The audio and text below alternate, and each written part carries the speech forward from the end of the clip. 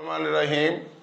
सलीके से हवाओं में जो खुशबू घोल सकते हैं, सलीके से हवाओं में जो खुशबू घोल सकते हैं, अभी कुछ लोग बाकी हैं जो उर्दू बोल सकते हैं। साहिबो, ये शेर मैं अपने लिए नहीं कह रहा, ये शेर मैं उन हस्तियों के बारे में कह रहा हूँ जिनकी छाँव में बैठ के मैंने उर्दू के चंद अल्फाज सीखे, जिनमें सैयद मोहम्मद इब्राहिम शाह साहब, प्रोफेसर लतीफ़ साहिल साहब, शब्बीर अहमद शाह साहब, प्रोफेसर मुनीर रज़मी साहब और डॉक्टर जावेद असगर जैसी नाबुगा रोज़गार हस्तियाँ शामिल हैं, जिनकी छाँव में बैठ के मैंने उर्दू के चंद हरूफ सीखे और उनकी मदद से आज जमात नहम के तलबा के उर्दू के पेपर के हवाले से चंद मालूमात गोश गुजार कर रहा हूँ। अज़ीज़ तलबा, 9th का उर्दू का पेपर खासा लेंथी होता है। टोटल 9 सवाल होते हैं जिनको बड़ी महारत के साथ करना पड़ता है, थोड़ी सी स्पीड बढ़ाना पड़ती है, तब कहीं जाके ये पेपर मुकम्मल होता है। और साथ साथ मैं टाइमिंग भी बता रहा हूँ कि इतने वक्त में ये सवाल करना है, ताकि कहीं ऐसा ना हो जाए कि आपका कोई सवाल रह जाए। अज़ीज़ तलबा, ये 75 नंबर का पेपर होता है। मारूज़ी 20 नंबर 15 नंबर की मारूज़ी होती है और इसके लिए 20 मिनट वक्त होता है और 20 मिनट के बाद ये पेपर आपसे वापस ले लिया जाता है। ये मारूज़ी कहाँ से आती है, ये मैं पहले 10वीं के पेपर के हवाले में से भी बता चुका हूँ कि आपकी किताब में शायरों के हालात ज़िंदगी, मुसन्निफ़ीन के हालात ज़िंदगी, ग्रामर और दीगर जगहों से ये मारूज़ी हिस्सा आता है और ये आपको हल करना पड़ता है। इसके लिए भी खुसूसी तैयारी की ज़रूरत होती है। सवाल नंबर 2 अशार की तशरीह होती है 10 नंबर की। इसमें 3 नज़म के शेर होते हैं और 2 गज़ल के अशार होते हैं। इन 10 नंबरों के लिए आपको खासी मेहनत दरकार होती है। आपको कम अज़ कम 20 या 25 मिनट में इन 5 अशार की तशरीह करना होती है। जब आप तशरीह कर रहे हों तो शेर लिखिए, नीचे हल लुगत लिखकर 3-4 अल्फाज के मानी लिख दीजिए और फिर हो सके टाइम हो तो मफ़हूम लिखिए और मफ़हूम के बाद फिर 1 पेज या 1.5 पेज की तशरीह लिख दीजिए। अच्छे मुमतन यकीनी तौर पे आपको अच्छे नंबरों से नवाजेंगे। इसके बाद सवाल नंबर 3 आता है जो पैराग्राफ्स की तशरीह पर मुश्तमिल होता है। 2 पैराग्राफ होते हैं 5-5 नंबर के और ये भी बड़ी मेहनत और बड़ी समझदारी के साथ हल करना पड़ते हैं।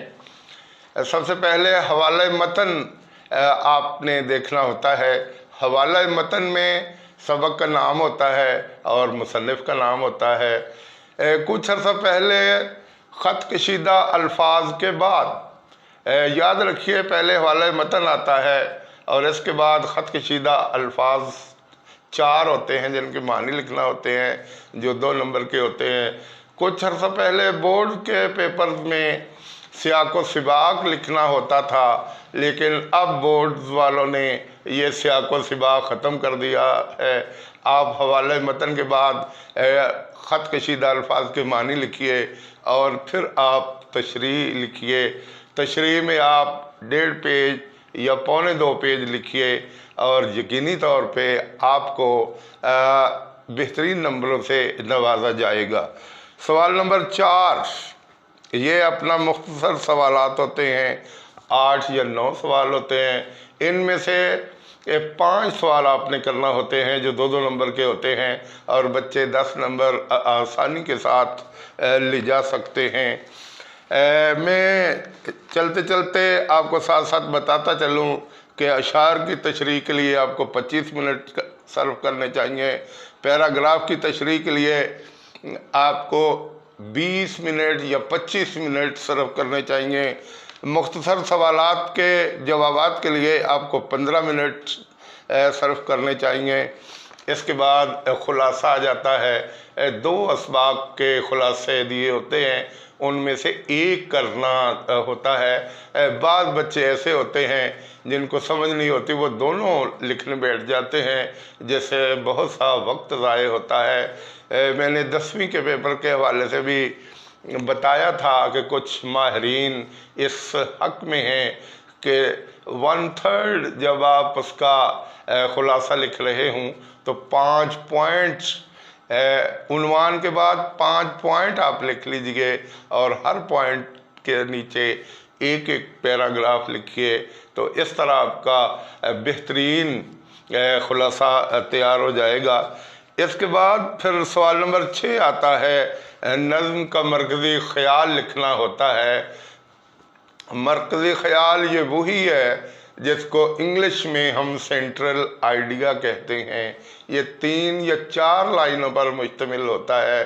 جیسے آپ ایک لیمو نچوڑے تو تھوڑا سا سات یا جوہر نکلتا ہے، اسی طرح نظم کا نچوڑ 2 یا 3 لائنوں میں بیان کرنا ہوتا ہے، اور یہاں 5 نمبر ہوتے ہیں۔ ان کی تقسیم کچھ یوں ہوتی ہے کہ مرکزی خیال لفظ کے بالکل سامنے شاعر کا نام لکھنا ہوتا ہے، جس کا 1 نمبر ہوتا ہے، اور اس کی باڈی کے 4 نمبر ہوتے ہیں۔ اس میں سے آپ کو ممتحن 3 نمبر دے دے یا 4 نمبر دے دے۔ بہرحال یہ سوال نمبر 6 مرکزی خیال پر مشتمل ہوتا ہے، اور اس کے لیے آپ کو زیادہ سے زیادہ 15 منٹ صرف کرنے چاہیے۔ اس کے بعد 7واں سوال بڑا اہم ہوتا ہے، خط یا درخواست لکھنا ہوتی ہے۔ دونوں کے 10-10 نمبر ہیں، اور دونوں کے نمبروں کی تقسیم کچھ یوں ہے کہ اگر آپ درخواست لکھ رہے ہیں تو بخدمت جناب والی لائن کا 1 نمبر ہوتا ہے۔ اور یہاں یہ بات یاد رکھیے، اساتذہ اور ماہرین اساتذہ کہتے ہیں کہ 2 تعظیمی کلمات اکٹھے نہیں آنے چاہیے۔ اگر آپ بخدمت لکھیں، بخدمت جناب، تو آگے صاحب نہیں لکھیں گے، اگر صاحب لکھنا ہے تو پھر بخدمت نہیں لکھیں گے۔ یہ بات آپ نے ذہن میں رکھنا ہے۔ اس کا 1 نمبر ہوتا ہے۔ اس کے بعد پھر جناب عالی لکھتے ہیں، اور اس کے تھوڑا سا فاصلے پر استفہامیہ ڈالتے ہیں۔ کچھ لڑکے جناب عالی کے اوپر لامیہ لی کے اوپر کھڑی زبر ڈال دیتے ہیں، جو لا بن جاتا، آلہ بن جاتا ہے، اور آلہ کوئی لفظ نہیں ہے۔ بورڈ والے اس کو کاٹ دیتے ہیں، آپ کو نمبر نہیں دیتے۔ پھر 6 نمبر باڈی کے ہوتے ہیں۔ نیچے العارض لکھتے ہیں جب آپ، تو 1 نمبر اس کا ہوتا ہے۔ اس کے بالکل دائیں طرف دائیں پہلو میں تاریخ لکھنا ہوتی ہے، جس کا 1 نمبر ہوتا ہے، اور اس طرح 10 نمبر پر مشتمل درخواست آپ کو بہت سے نمبر دے جاتی ہے۔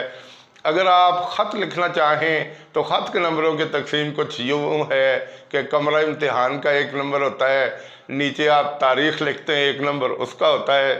پیارے ابا جان یا پیاری امی جان، 1 نمبر اس کا ہوتا ہے۔ آگے آپ جو ڈیٹیل لکھیں گے، جس کو باڈی کہتے ہیں، 6 نمبر اس کے ہوتے ہیں۔ اور نیچے جب آپ لکھیں گے آپ کا تابع فرما یا آپ کا تابع دار بیٹا، تو 1 نمبر اس کا ہوگا۔ تو یہ 10 نمبر کا خط ہوتا ہے۔ کچھ بچے ناسمجھی میں درخواست بھی لکھ دیتے ہیں اور مضمون بھی لکھ دیتے ہیں، اور اس طرح ان کا بہت سا قیمتی وقت ضائع ہوتا ہے۔ ایسا نہیں ہونا چاہیے، صرف ایک ہی چیز کرنی چاہیے۔ آگے آ جاتے ہیں سوال نمبر 8، کہانی یا مکالمہ لکھنا ہوتا ہے۔ یہ 5 نمبر کا ہے۔ اس کے لیے آپ 15 منٹ صرف کر سکتے ہیں۔ اگر آپ کہانی لکھتے ہیں تو کہانی کے نمبروں کو ڈیوائیڈ کیا گیا ہے۔ 4 نمبر باڈی کے ہوتے ہیں، اور 1 نمبر نتیجہ کا ہوتا ہے۔ اگر نتیجہ کا الگ نمبر یا الگ آپ نتیجہ نہیں لکھتے تو آپ کا 1 نمبر ضائع ہو جاتا ہے۔ اگر آپ دونوں لکھتے ہیں، باڈی اور نتیجہ، تو ممکن آپ کو 3، 4 یا 5 نمبروں سے نواز سکتا ہے۔ اگر آپ مکالمہ لکھنا چاہیں تو کم از کم 6 سوال اور جواب ہونے چاہیے۔ یہاں بچے اکثر السلام علیکم غلط لکھ دیتے ہیں، السلام کے بعد واو ڈال دیتے ہیں جو غلط ہوتا ہے، السلام کے اوپر پیش ڈالنی چاہیے السلام علیکم۔ اور اسی طرح وعلیکم السلام بھی کچھ بچے درمیان میں واو ڈال کے غلط لکھ لیتے ہیں، جس کو اچھا محسوس نہیں کیا جاتا۔ اور اس کے بعد آخری سوال آ جاتا ہے، سوال نمبر 9۔ اس کے 2 جزو ہوتے ہیں۔ ضرب الامثال میں خالی جگہ ہوتی ہے، وہ پر کرنا ہوتی ہے، وہ 5 نمبر کی ہے، یا پھر غلط فقرے دیے ہوئے ہوتے ہیں ان کی درستی کرنا ہوتی ہے۔ تو بیشتر بچے دونوں کر لیتے ہیں۔ اگر ضرب الامثال والا پورشن اس کے نمبر زیادہ ہوتے ہیں، دوسرے پورشن کے کم ہوتے ہیں، تو ممتحن جس کے تھوڑے نمبر ہوتے ہیں اس کے ساتھ لفظ زائد لکھ دیتے ہیں، اور جو زیادہ نمبر ہوتے ہیں وہ کاؤنٹ کر دیتے ہیں۔ تو اس طرح بچے بڑے اچھے انداز میں بہترین نمبر لے کے پاس ہو جاتے ہیں۔ کچھ بچے ایسے ہوتے ہیں وہ پتہ نہیں اساتذہ ان کو بتاتے نہیں ہیں، وہ سوال نمبر نہیں لکھتے۔ سوال نمبر بڑی سمجھداری کے ساتھ صفحے کے درمیان میں لکھنا چاہیے، اور کوشش کیجئے کہ مارکر کے ساتھ ذرا موٹا کر کے لکھیں تاکہ ممتحن کو واضح نظر آ جائے اور وہ اس کے مطابق آگے بڑھتا جائے۔ بعض دفعہ ایسا ہوتا ہے کہ پیپر مارکنگ جاری ہوتی ہے، بورڈ کی ٹیمیں آتی ہیں تو وہ کہتی ہیں بچوں نے تو نمبر نہیں دیے، آپ نمبر دیجئے۔ ممتحن وہاں نمبر تو لگا دیتے ہیں لیکن اچھا محسوس نہیں ہوتا، اور اسی کو نگاہوں میں رکھتے ہوئے بعض دفعہ وہ نمبر بھی کم دیتے ہیں۔ اور یہ بات بھی ذہن میں رکھیے کہ اردو میں نمبر ذرا تھوڑے دیتے ہیں ممتحن، اس لیے کہ یہ لینگویج ہے، لیکن اللہ کا شکر ہے میرے اپنے پڑھائے ہوئے بچے 70، 71 اور 72 نمبر لے جاتے ہیں۔ میرے ساتھی اساتذہ کے بچے بھی اسی طرح ماشاءاللہ government model high school Jahania میں اچھے سے اچھے اساتذہ موجود ہیں، جن میں اردو کے بہترین اساتذہ کی بھی ایک کھیپ موجود ہے۔ میرے علاوہ بھی بہت سے اساتذہ ہیں جن کے بچے 70 سے اوپر نمبر لے جاتے ہیں، اور ہر سال ان کے مجموعے میں اردو کے نمبروں کی ایک آن اور شان ہوتی ہے۔